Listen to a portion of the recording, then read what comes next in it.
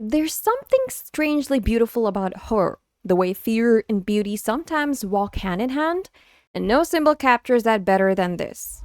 The red spider lily, a flower that blooms in blood red glory yet whispers of death, separation, and the afterlife. In Silent Hill F, that beauty turns deadly. The flowers don't just decorate the world, they consume it. But what's really going on here? Why are red spider lilies everywhere in this game, and what do they actually mean?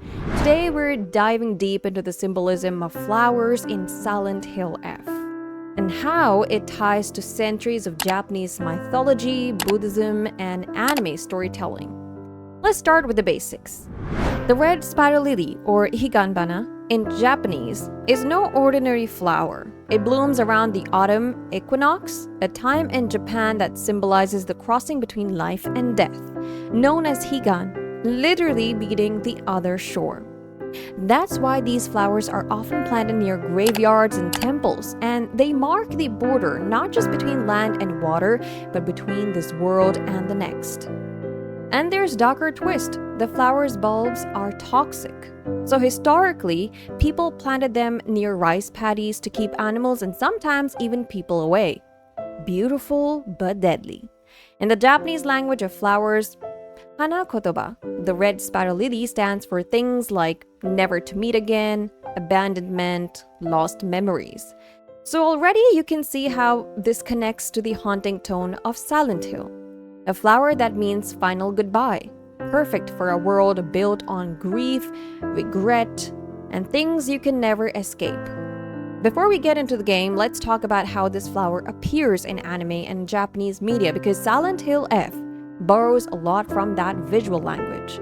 In anime, red spider lilies are everywhere once you start noticing them. They usually appear in moments of death, tragedy, or transformation.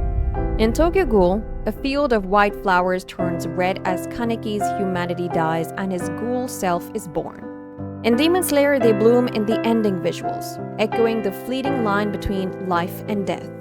In Hellgirl, they cover the world of the dead, symbolizing vengeance and the endless cycle of suffering. And in Dororo, the flowers bloom over fallen soldiers, their beauty mocking the loss of life beneath. Every time these flowers appear, they're not random, they're quiet messengers. They tell you something is ending here, a life, a memory, or an innocence that will never return.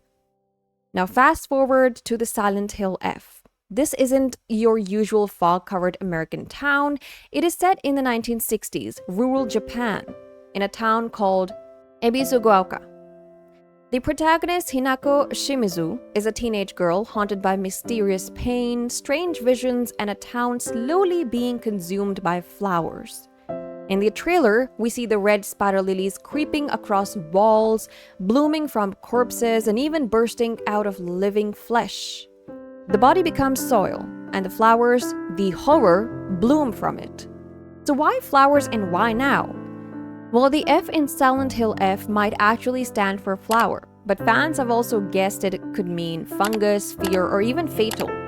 Whatever it stands for, it's clearly tied to the idea of growth, decay, and rebirth, things that the spider lily already represents. If the spider lily is the flower of death, then Silent Hill F takes that literally. In older Silent Hill games, horror came from guilt, repression, or psychological trauma. Here, it seems to grow out of the environment and even out of people. The flowers spreading across skin and stone are metaphor for something rotting beneath the surface, trauma, grief, shame, taking physical form. It's horror disguised as beauty. The game's writer, Ryukishi07, is known for series like Higurashi and Umineko, both stories that mix psychological trauma with surreal horror. So in Silent Hill F, the flowers might not just be monsters or decoration, they could represent the characters, memories, and guilt coming back to life. Think of it like this. The flowers don't bloom because of nature, they bloom because of memory, because something inside the town or inside Hinako herself refuses to stay buried. There's something more deeply unsettling about seeing something beautiful take over a corpse. That's the core of Silent Hill F's horror. In the trailer, when the red petals burst from girl's face, it's both mesmerizing and revolting. It's a literal fusion of life and death, a beautiful bloom grown from decay. And that mirrors how the red spiral lily is used in anime. It's not just about death, but about the beauty of letting go or the pain of moving on. In Silent Hill F, however, there is no peaceful letting go. The world doesn't allow it. The flowers force you to face what you buried, every regret, every suppressed memory, until it consumes you. One fascinating interpretation is that the flowers act as mirrors. They bloom where something is unresolved, a reflection of the character's inner selves. In Silent Hill F, when the environment becomes overgrown, it's like the town itself is remembering something, forcing everyone inside it to confront the past. It's also a metaphor for contamination, not just physical, but emotional. The idea that once trauma starts spreading, it's impossible to contain. And that's very Silent Hill horror, not as something outside of you, but something that's grown from within. And let's not forget the Buddhist undertones behind the red spider lily. In Buddhism, everything is impermanent. Life, identity, even suffering. The red spider lily blooms brightly, then quickly withers away. It's a reminder that nothing lasts. Not beauty, not peace, not even horror. So when we see entire streets in Silent Hill F swallowed by red flowers, it could symbolize a world that's already dead, clinging to its past, decaying beautifully in denial. It's the perfect metaphor for the Silent Hill franchise itself, a place that refuses to move on, stuck in a loop between guilt and rebirth. In most anime, the red spiral lily is symbolic, but Silent Hill F takes that symbol and makes it literal. It's no longer just a backdrop, it's alive. It grows, it consumes, it kills. The flower becomes the monster.